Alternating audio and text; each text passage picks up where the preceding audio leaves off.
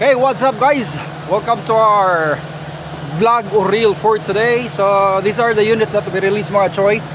These are the two units. We call it DA64W Smiley po. Look alike po silang dalawa. Kasi so what you can see po, yung isa po may bull bars po siya, and the other one is wala. Nakakahingal talaga kasi medyo matarik doon sa sa linalakaran namin. So yung unit na yan is for release po yan. So that one, the other unit is bound to Bohol. That one is Bohol, and then the other one is Tisa, Labangon. Alright, so don't forget to like and share po sa ating reels o kaya sa Facebook, sa YouTube po mga choy.